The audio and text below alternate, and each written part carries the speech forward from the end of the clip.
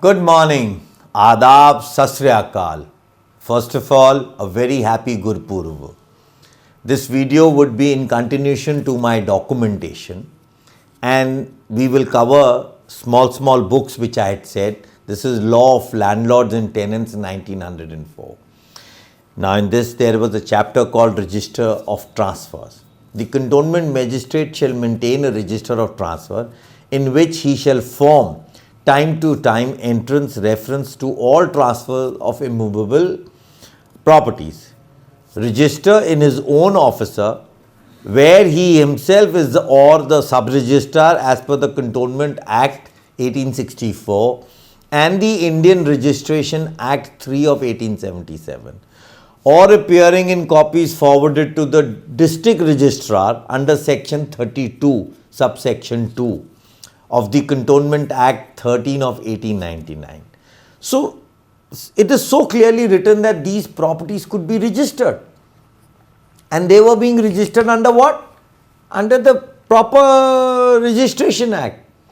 And we have been told that no, none of the grants come under the TP Act. Another book, Ownership of Lands in Cantonments, which comes under the House Accommodation Act 1902. Now if we read section 3 clause 5 of the Cantonment House Accommodation Act Bill, when it was being drafted in 1898, it provides that all land situated within the cantonment shall be presumed to be belonging with the government unless proved by the owner or the individual that it is a private land. So again a question mark was left.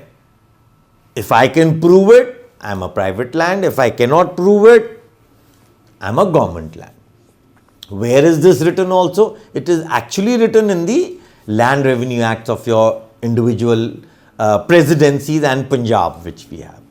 Ownerships of land, if there were grants, if we were grants of 1836, very precisely, very effectively registered as per the regulation, then why in 1898 these papers didn't come forward with the Ministry of Defence or the British at that time?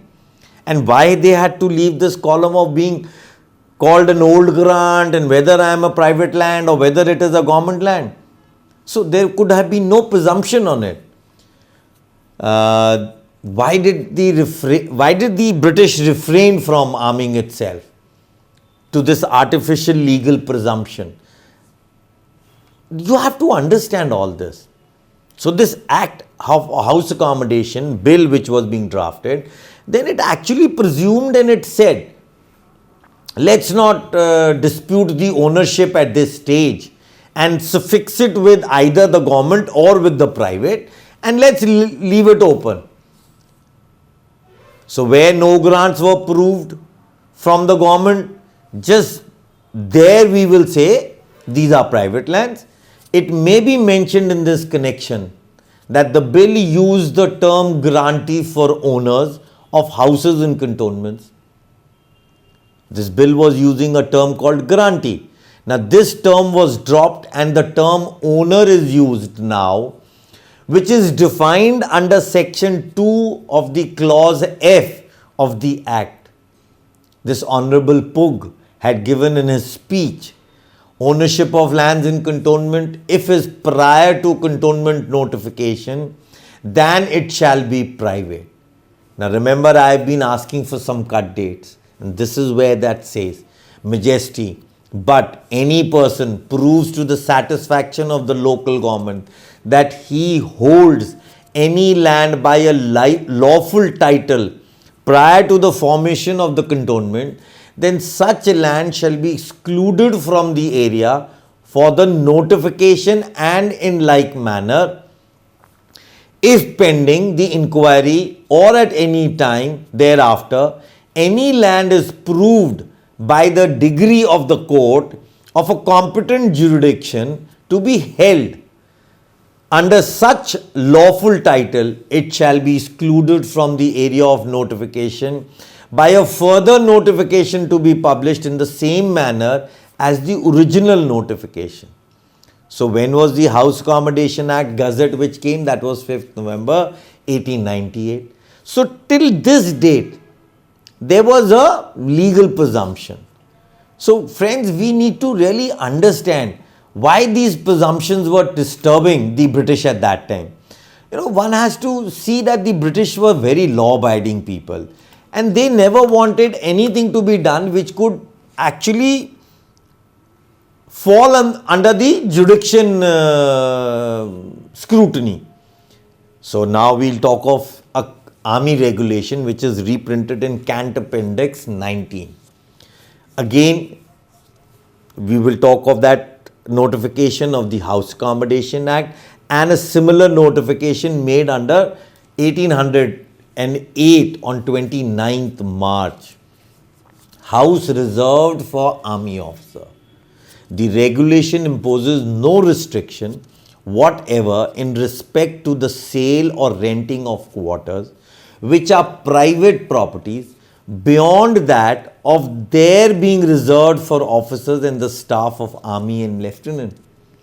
So 1808, 1898, even in 1808, prior to the GGO, 1836, the army had this stipulation that any private bungalow could be hired by an army officer because it is to be reserved within the cantonment. Now, these GGOs are being applicable within the cantonments.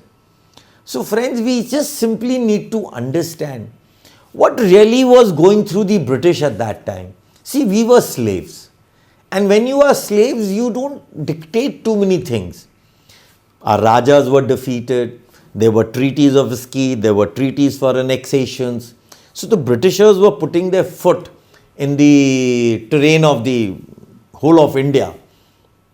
Sovereignty was being divisibly transferred to the British. They'd pick up during the Diwani time 3 rights: policing, taxation, and 3-2 external war, that is foreign affairs. So we all need to understand why documentation, why today the courts do not interpret whether TP Act was applicable on us or not, whether by using the House Accommodation Act will we make any benefit. So these are many questions which need to be answered, and in the gradual videos I will be discussing all this. Thank you. Once again I am saying that we are old grants prior to 1765 because there was no settlements within the cantonments as per J.D. Cunningham when the first settlement report for the country were being done. Thank you. Good day.